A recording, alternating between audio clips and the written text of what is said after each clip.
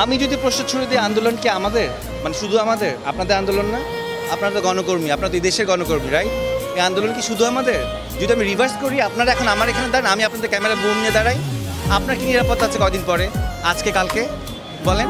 আমাদের আন্দোলন বলে জিনিসটাকে আলাদা করার কিছুই নাই এখন আর।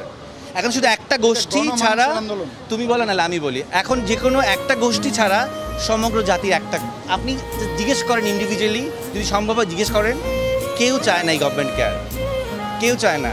আপনি আপনার বাচ্চাকে রেখে বাইরে যাবেন, সেই নিরাপদ নয়। আপনি এই ঢাকা শহরে খেলার মাঠ নেই, বাচ্চারা ছাদে যেতে পারতেছে না, কেন পারতেছে না? হেলিকপ্টার দিয়ে গুলি করা হয়েছে। মিথ্যা এটা? কয়টা সত্যকে আপনারা আড়াল করবেন? আপনারা চেয়ারে বসে বসে বলতেছেন ওরা ড্রাগস, ওদেরকে ড্রাগস দেওয়া হয়েছিল, এই জন্য ওদের কোনো সেন্স ছিল না। তো ড্রাগস নিলে আপনি মেরে ফেলতে পারেন? কোন রাষ্ট্রের আইনে আছে একজন ড্রাগ অ্যাডিক্টকে গুলি করে মারা যায়? আমি ড্রাগস নিয়েছি, এটা দায়বদ্ধতা আমার ফ্যামিলির, আমার প্যারেন্টসের। আমি ড্রাগস নিয়ে যদি সমাজে কোনো ক্ষতি না করি, আপনি তো আমাকে মারতে পারেন না, পারেন? বাংলাদেশে তো অনেকেই গোপনে গোপনে ড্রাগস নেয়, ধরে ধরে মেরে ফেলেন। এগুলো স্থূল কথা বলা বন্ধ করেন। আপনাদের নির্লজ্জ লাগা, আপনারা নির্লজ্জ। আপনাদেরকে আসলে কোন কথা বললে আপনাদের লজ্জা হবে আমি জানি না। পুরো জাতি আপনাদেরকে এত কথা বলতেছে, ফেসবুক বন্ধ করেছেন, ইন্টারনেট বন্ধ করেছেন, কতদিন বন্ধ থাকবেন? বহির্বিশ্বের চাপের জন্য এখন ফেসবুক অন করতে বাধ্য হয়েছেন, এটাও আমরা জানি। তারপর ইতিহাস থেকে যায়, ইতিহাস থেকে যায়। এই যে অগাস্টের 1 তারিখ, ইতিহাসটা মনে করেন। হ্যাঁ, ইতিহাস কিন্তু রিপিট হয়, কর্মের কারণে ইতিহাস রিপিট হয়। এরকম রিপিট যাতে না হয় সেই চিন্তাটা করেন। যা অর্জন করেছিলেন তার কিছুই এখন আর নাই। কেন নাই? আপনাদের কর্মের কারণেই নাই। এক একটা সন্তানকে আপনার রাস্তায় রক্তাক্ত করে মেরে ফেলেছেন। কয়টা মায়ের বুক খালি করেছে বলেন? কী দোষ ছিল এই বাচ্চাগুলোর? কী দোষ ছিল সাইদের? মুগ্ধর কী দোষ ছিল? ও পানি খাওয়াচ্ছিল, কী দোষ ছিল ওর বলেন? আমি তো কতজনের নাম, আমার এইটুক ব্রেনে সম্ভব না এতজনের নাম মনে রাখা। এইটা শেষ কথায়। আর মায়া কান্না, আমরা যেই সেক্টরে কাজ করি, আমরা ক্যামেরার সামনে কাজ করি, কোনটা সত্যিকারের কানটা? আমরা মিথ্যাকে সত্যি বলেই অ্যাক্টিং করি, রাইট? আমরা বুঝি কোনটা অ্যাক্টিং, জনগণ এখন বুঝে। এই জেনারেশনকে অনেক গালিগালাজ করেছেন না? এরা কিছুই পারে না, এরা মাদকাসক্ত, এরা সারাদিন অনলাইনে থাকে, কি দেখিয়ে দিয়েছে। তো লজ্জা লাগা উচিত। আমার এখন দুঃখ লাগে, যদি আমি এই জেনারেশনে জন্মাতাম তাহলে আর অনেক কিছু করতে পারতাম, কিন্তু আমি এই জেনারেশনের অনেক আগে জন্মিয়েছি।